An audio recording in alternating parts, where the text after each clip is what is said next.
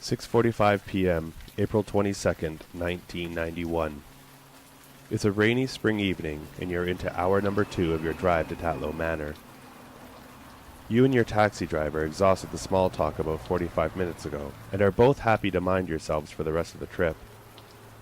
Music is playing on the radio. You watch rain stream across your window, rural scenery blurring past you outside, but your thoughts are elsewhere. This will be the first time you've ever been part of a real ghost hunt at a famous paranormal site. You think how cool it is that your years of independent research of the occult and ghost sightings have finally paid off. Well, sort of. You're not getting paid, but you'll be volunteering with Dr. Van Han, a world-renowned paranormal researcher. You couldn't believe it when you read his ad in the local classifieds. Paranormal researcher seeks assistant for upcoming research project.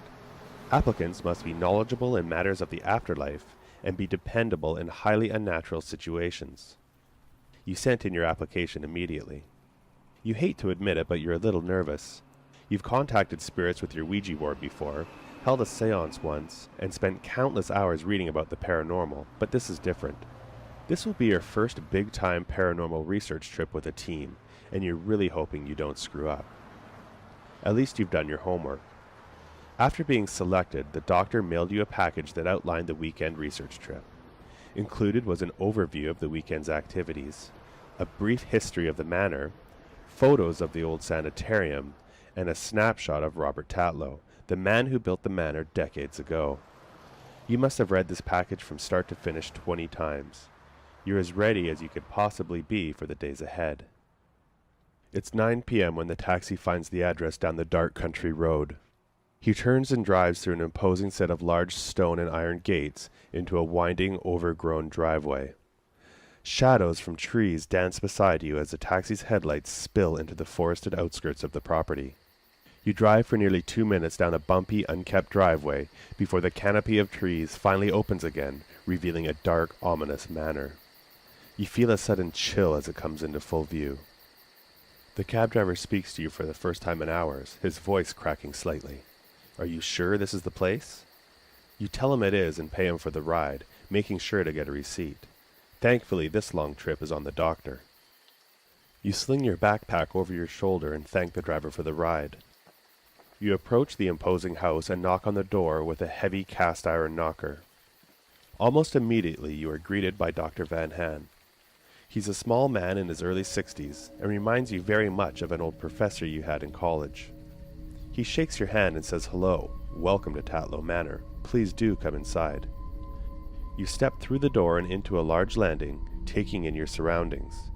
Aside from a few candles that the doctor has set up and a candelabra by his side, it's virtually pitch black inside the old house. The doctor leads you in and down a long hallway. The inside of the once grand home is in terrible shape. The carpets are stained from multiple leaks. Paint and wallpaper hang from the walls like peeling skin. The smell of mildew and rotting wood fills your nostrils. The house has clearly suffered from years of neglect.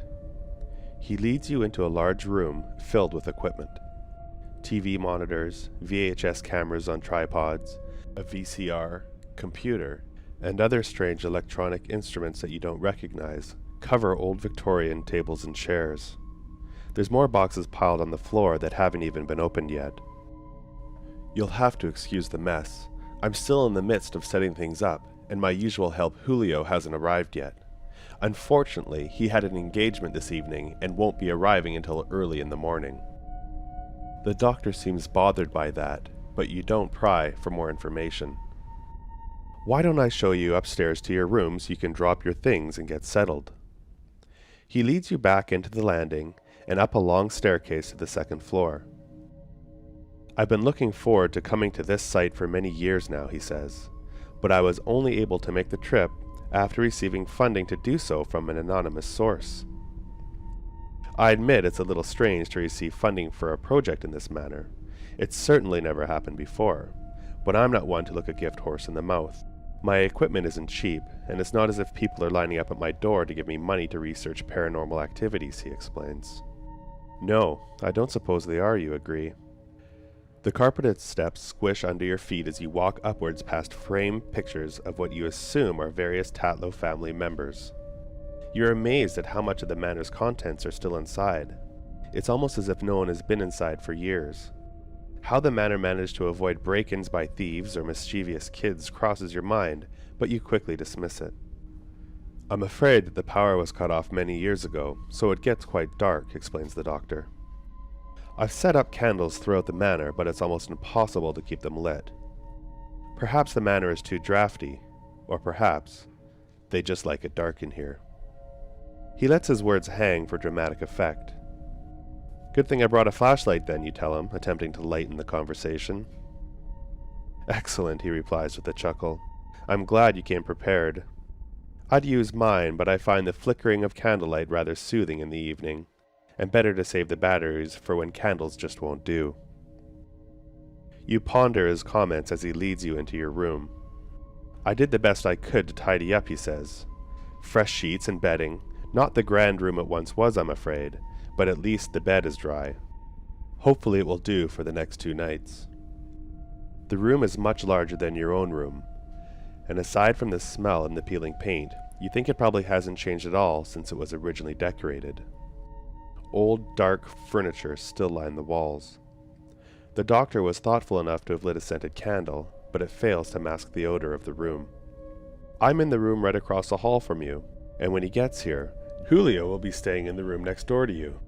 He backs out of the room and points to the left. "The washroom is at the end of the hall, and I've left a few bottles of water if you want to clean up after your long trip. In the meantime, I'm going to continue to unpack and set up my equipment. When you're settled, why don't you come down and join me for tea, and we'll discuss the days ahead."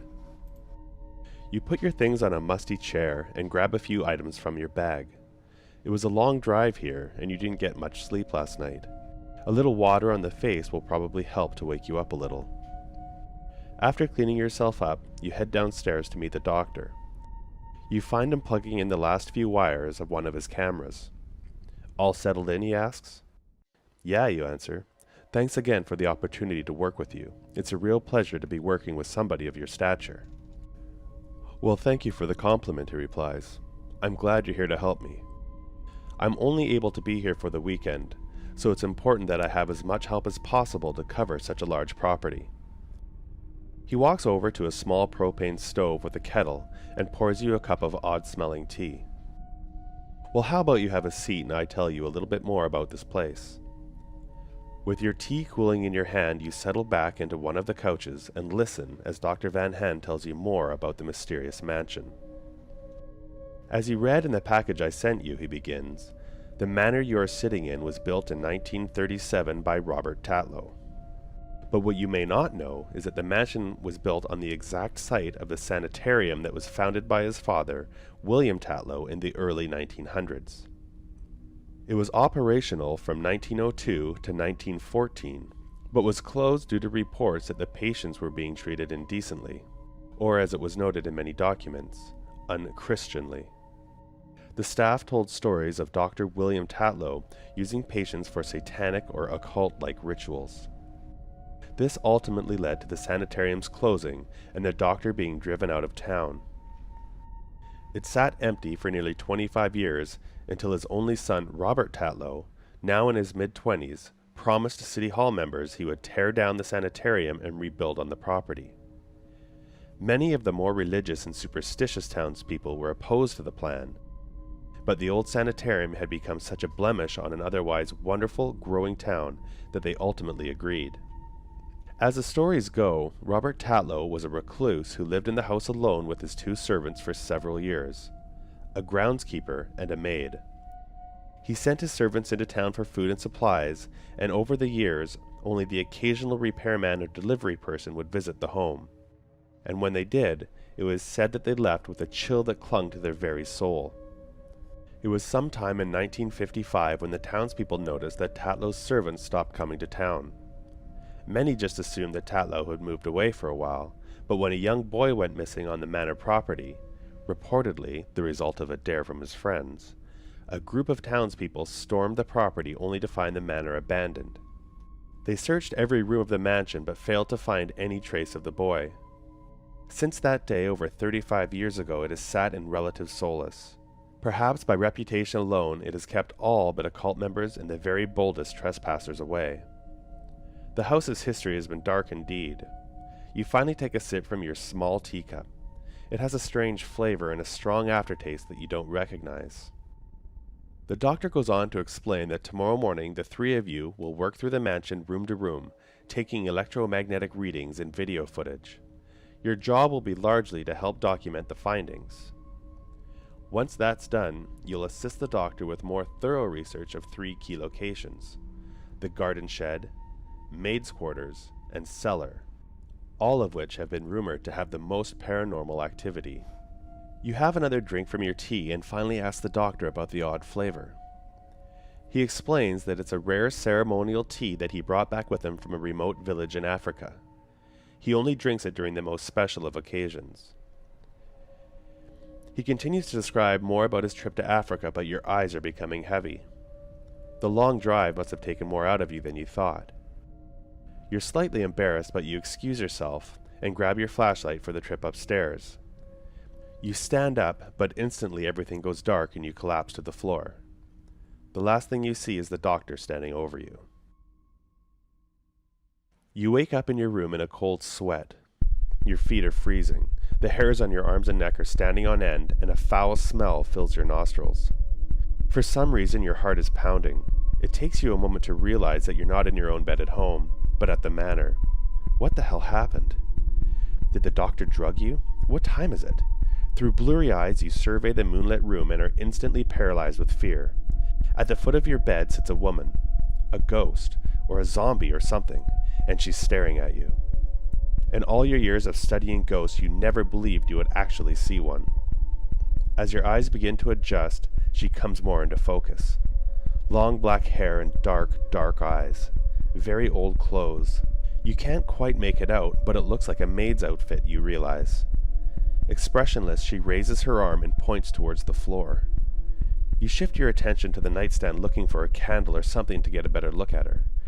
Thankfully, the doctor left your flashlight, so you turn and reach for it. You switch your flashlight on and turn back to get a better look, but she's gone. You flash the light around the room, but there's no sign of her.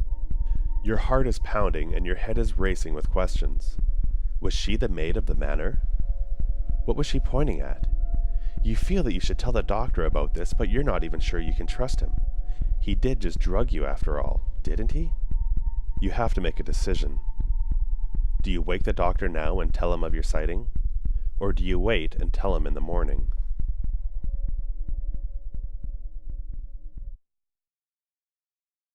You decide that it can't wait, and despite your suspicion, the doctor needs to know about your undead visitor. Whether there was something weird in your tea or not, you would feel a lot better about having someone of his experience aware of the situation. You walk slowly out of your bedroom and survey the hallway before crossing to the doctor's room. You knock lightly at the door. Dr. Van Han? You wait a second thinking that he may be asleep, then knock again a little louder. The knocking sounds like thunder as it echoes through the pitch-black mansion. Still no answer or even a sound from inside. You open the door a crack and shine your flashlight onto his bed. It's empty. You push the door open to get a better look, but there's no sign of him anywhere inside the room. You shine your flashlight down the hall towards the washroom, but the door is open and it too is empty. You stand there in complete silence, listening for any sign of the doctor's whereabouts, but don't hear anything. Maybe he's downstairs preparing for the day, or perhaps setting up gear outside of the house. You don't hear anything, but he has to be down there somewhere, you think. As if on cue, you hear a banging in the distance. Slam, slam, slam. It's slow, but steady. It sounds like it's coming from outside. It could just be the wind banging a gate or door, but perhaps the doctor is out on the grounds. Do you go outside to search for the source of the noise? Or do you ignore the sound and continue searching the house for the doctor? You decide to ignore the sound and continue searching the house for the doctor. It's probably just the wind, and if it's something more sinister than that, you want the doctor with you when you discover what it is. You make your way down the long curving stairwell to the landing on the main floor. There are so many rooms you haven't even been to yet, it's hard to know where to start. You remember the doctor mentioning the maid's quarters, the garden shed, and the cellar as key research locations. You don't know where any of them are for certain, but they couldn't be too hard to find. The only question is where to start. You could search for the cellar, you could search for the maid's quarters, or search for the garden shed. If the woman on your bed was indeed the maid, her quarters would be the obvious place to start looking. You certainly weren't raised with servants, but you imagined that a maid or butler's quarters would likely be near the kitchen. You wander the mansion for a while and pass a large dining room. The kitchen and pantry must be close. You pass through another door and turn into a short hallway before finding a large kitchen. Old dust-covered pots still hang from racks, and open cupboards still shelve tableware from decades past. On the opposite wall, windows stretch the length of the room. In its day, this must have been a beautiful bright kitchen, but now it sits as dull and dilapidated as the rest of the run-down home. You walk past the kitchen and deeper towards the back of the house. You open a nondescript door and look inside. Bingo. It's a small, sparsely decorated room. A perfectly made bed is pushed against one wall, and beside it a small dresser. In the wall at the foot of the bed is a small window. You see a picture frame on the nightstand and take a closer look.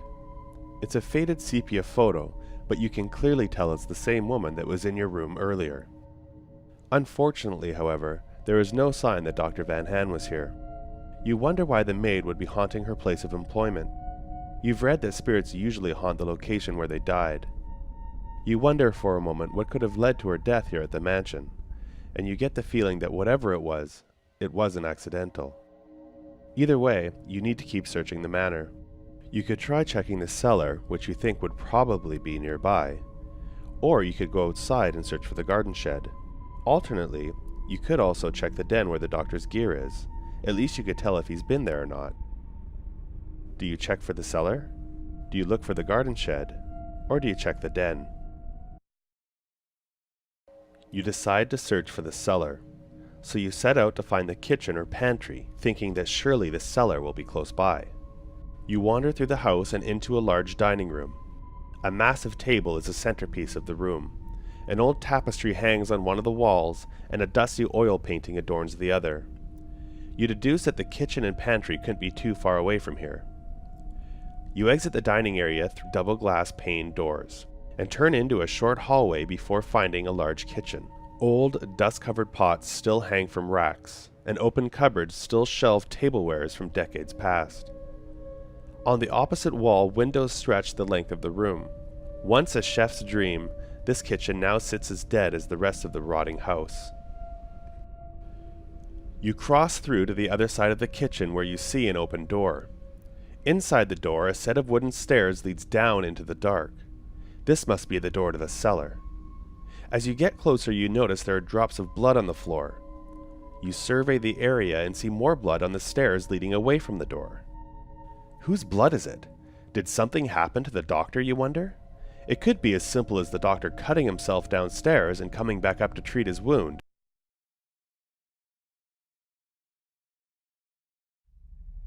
You decide to go down the stairs, so you turn on your flashlight and begin your descent. The aged planks creak in protest beneath your feet as you step down onto them. It's much colder down here. The air smells earthy and the dampness covers your skin. You reach the bottom of the stairs and step down onto the dirt floor. You look into a massive cellar. Shelves of jarred preserves and other foods line the right walls, and a long wine rack runs the left wall floor to ceiling. At the far end of the cellar, a candelabra flickers away. The doctor must have come down here, you think. On the ground, you notice footprints and marks on the earth floor. Not one pair of prints, though. There's two sets, and one is much larger than the other. There are also two lines about 1.5 feet apart.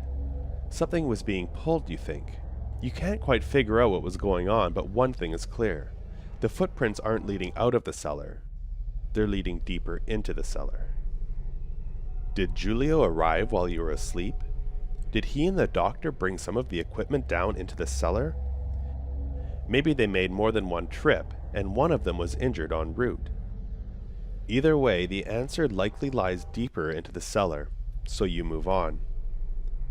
The footprints lead you left around a corner and then stretch another 20 feet before they seemingly disappear beneath a tall rack of wine.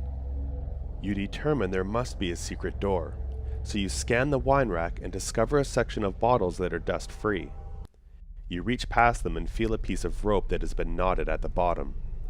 You pull it, and with a click, one end of the wine rack swings forward slightly. You grasp the rack's frame and walk it open the rest of the way, discovering a sliding door behind it.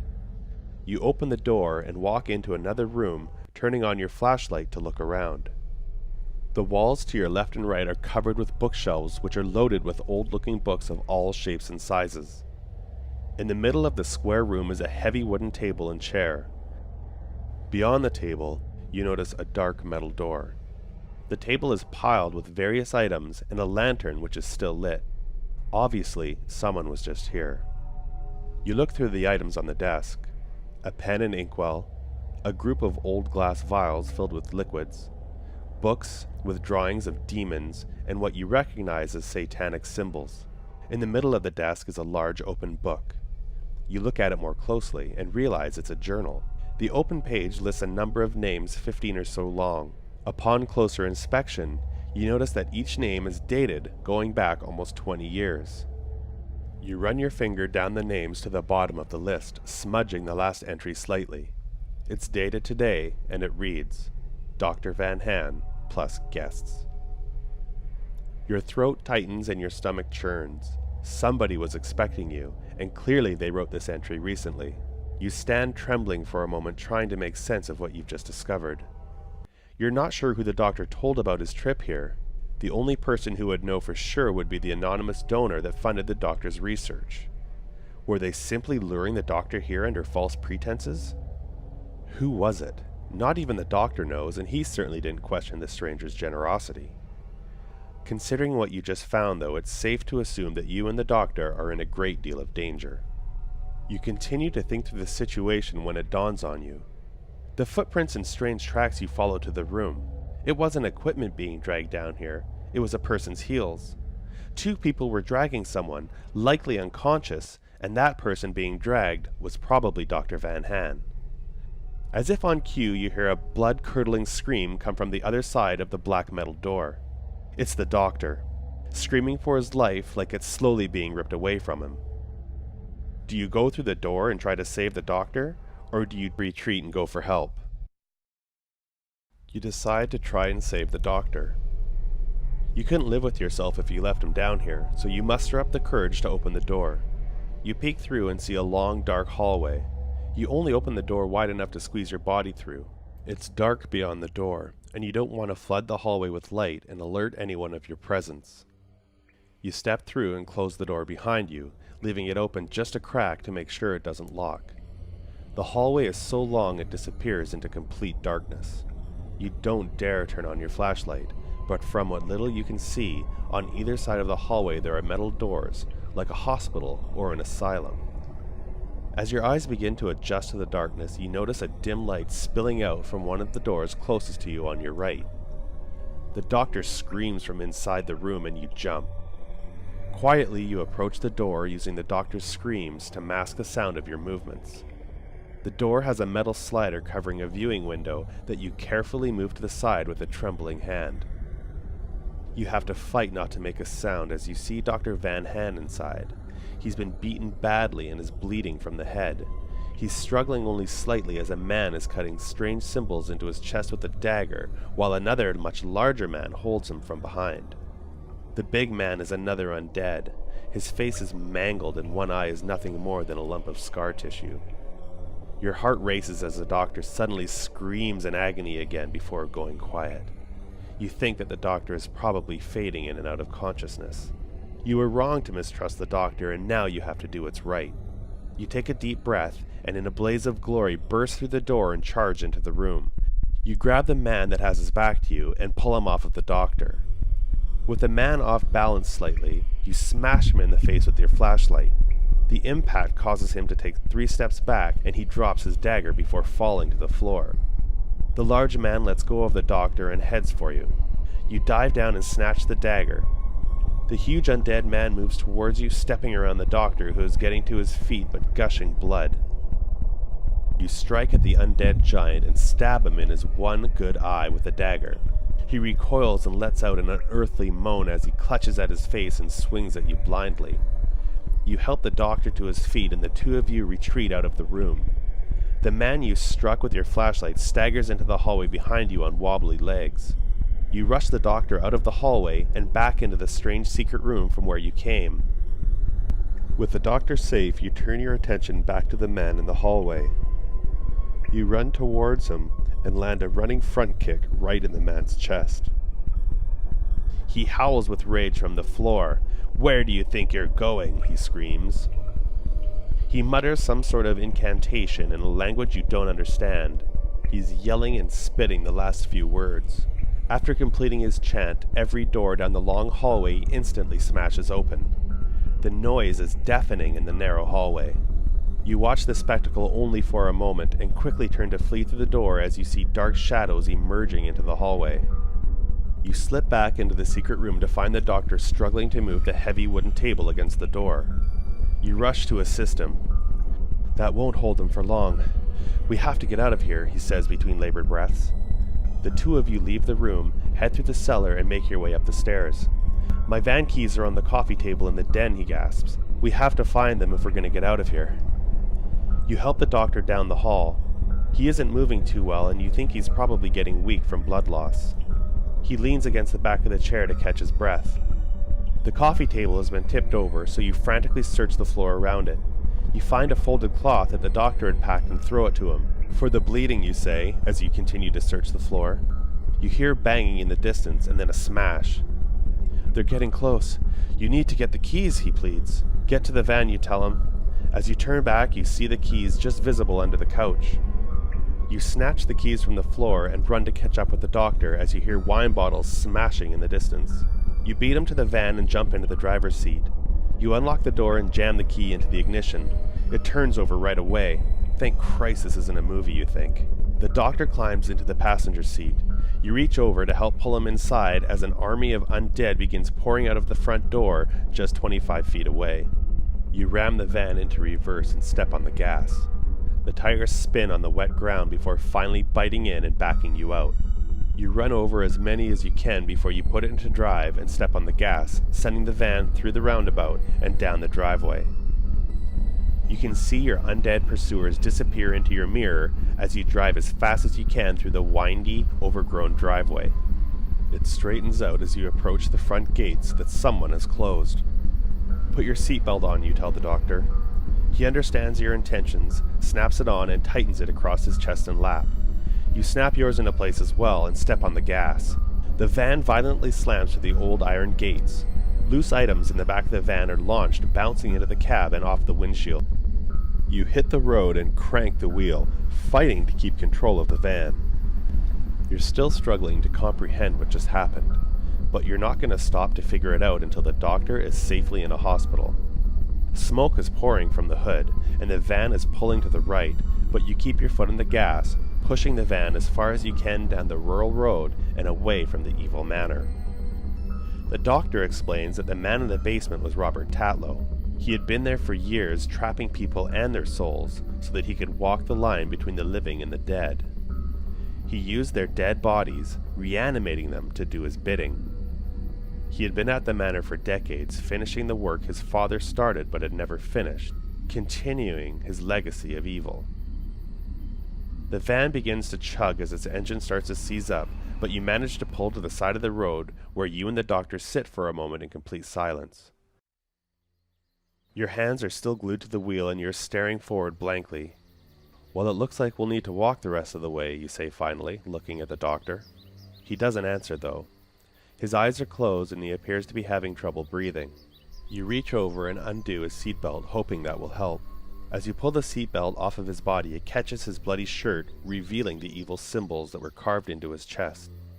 You grab his shoulder, nudging him gently. "Dr. Van Han, are you okay? Can you hear me?" You stare at him, realizing that the doctor is dying right before your eyes. He begins convulsing lightly and stops breathing altogether. You don't know CPR, and even if you did, you doubt it would help due to the torture he's endured. You nudge him again. "Doctor, come back." His eyes open. "You're okay," you stammer. With a renewed sense of urgency, you start taking off your seatbelt. "You just stay here. I'm going to find you some help." The doctor's eyes open wider. His face contorts into an evil sneer and he jumps at you. "Doctor, you have to relax," you tell him, but he doesn't listen. Instead, he bolts out of his seat and grabs you by the hair, pulling himself onto you and biting at your face. You scream at the doctor as you fight to get your arm out of the seatbelt and defend yourself in the small cab of the van. He tears at your face, blinding you, and bites a huge chunk of flesh out of your neck. You can feel the warmth of your own blood pouring down your shoulders and chest. You manage to open your door, but fall to the ground awkwardly. The doctor jumps out after you and continues his relentless attack. You try to fight him off, but the blood loss has made your arms feel heavy. Your hearing begins to fade and things become blurry. The symbols. The doctor must have died in front of my eyes, and Tatlow's symbols brought him back, you think. The possessed Dr. Van Hand stops his assault. You watch him run across the street and into the bushes, heading back in the direction of the house. The world is getting bright around you. You're not sure why, but you can't help think of what would have happened if Julio had shown up on time. Julio.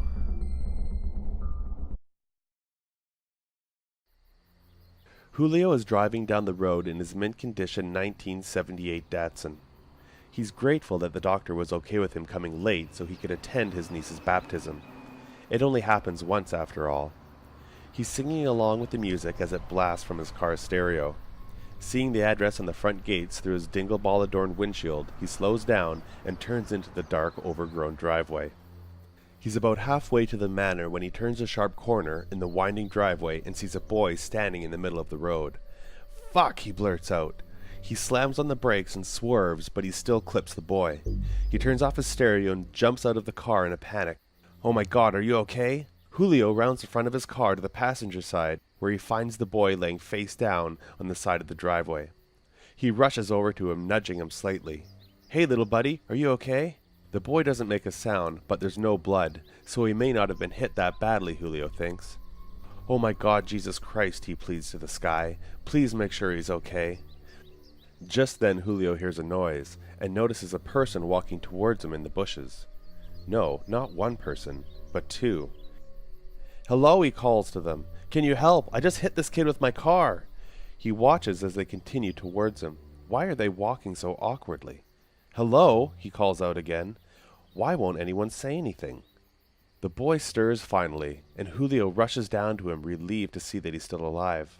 He reaches down to assist him and is startled that the boy is so cold. And come to think of it, he smells terrible. The boy turns over suddenly and slashes at Julio with his dirty fingernails. He has an evil look on his young face. Julio recoils, thinking that the boy must be in shock. His face is so pale, his eyes dark and sunken, almost evil. His complexion looks blue in the morning light, completely devoid of any warmth. Julio tries to calm the young boy. "It's okay," he says. "You can relax. It's important that you remain calm. You might be very hurt on the inside." The boy doesn't stay still, though, and instead he gets to his feet and bares his teeth again, making grunting noises as he slowly circles Julio. Julio is beginning to understand that there is something terribly wrong with this boy. He looks out at the two people he saw before. They're moving more quickly now. One tries to climb over a fallen tree, but falls awkwardly before rising to his feet again and continuing towards him. They're getting much closer. As he's considering their odd movements, something else catches his eye. There's another person walking towards him farther up the driveway. The hairs on the back of his neck start to stand on end. Something isn't right. Julio rises to his feet and surveys the area around him. There's more of them, a lot more. They're in the bushes and coming from almost every direction. The boy notices that Julio is distracted and runs at him. Julio sees him just in time and plants a foot into his chest, sending him back to the ground. The person in the driveway begins to run towards him now. The boy picks up a rock and hurls it at Julio, but thankfully misses. Julio has seen enough. He dives back into his car and locks the doors. He looks behind him and realizes that there's not enough room to turn around in the narrow driveway. His only option is to push deeper down the driveway until he can find somewhere to turn around. A rock smashes through the passenger side window and the boy runs to it, trying to climb inside the car. Julio slams it into gear and steps on the gas. The tires spit dirt and rocks as he burns away, sending the boy flying to the side of the driveway again. The undead creature ahead runs towards the front of the car, and Julio slams into him, sending him flying over the hood. Immediately, another one runs out in front of the car, and Julio clips that one too as he races towards the unknown. The small car is sustaining damage from every impact. Knowing the car can't handle too much more, he fixes his gaze ahead and pushes forward as smoke starts leaking out of the hood. Julio makes it to the front of the mansion and sees a parking area where he can do a 180. Thank God, he cries. There's more undead at the front of the house, but there's enough room that he can maneuver through them. He swings the car around as fast as he can while dodging his would-be attackers and races back up the driveway again. An undead woman steps in front of his car from behind a tree suddenly, and he slams into her. She launches over the car's hood and smashes into the windshield before flying over the roof. Julio curses. His windshield is so smashed he can barely see the road before him. Another zombie runs at the open passenger window. Julio swerves left, but clips one of his arms. It rips off its rotted body and bounces off the dashboard, landing on the seat beside him. He turns the corner and hits a short straightaway. He takes the opportunity to throw the severed arm out the window. Turning his attention back to the drive, he sees another creature in front of him. He's a big one, and Julio knows there isn't enough room to get around him at this speed. His only option is to run him down, hopefully hitting him hard enough to clear the way. Julio mats the struggling Datsun, but as he gets closer, he realizes just how much bigger the undead man is than he initially thought. The behemoth lowers his body and braces for the impact. The car slams into the huge man with terrific force, sending him flying backwards. Inside the car, Julio is thrown headfirst into his steering wheel. His seatbelt rips from its mounts, doing little to stop his momentum. There's a terrible gash on his forehead, and he's fighting to stay conscious. The car's engine rattles to a stop, and for a moment there's an eerie silence. The only sounds come from the car's engine, which is making an occasional ticking noise as it takes its last dying breaths. A few feet away, the undead man picks himself up off the ground and starts walking towards the car on crippled legs. Julio's head is resting on the steering wheel. He thinks that his neck may be broken as he can't seem to move his head. He glances at his driver's side mirror and sees other undead are approaching from behind him. It won't be long until they're upon him, he thinks. Just then the giant man rips Julio out of his seat. Julio is too weak to put up a fight, and he is hurled violently through the air and against a massive tree trunk. He collapses to the ground unconscious. The other undead join the large creature as he grabs Julio by one leg and begins dragging him back to the mansion. He's now just one more trophy, brought home to reside forever in Tatlow Manor.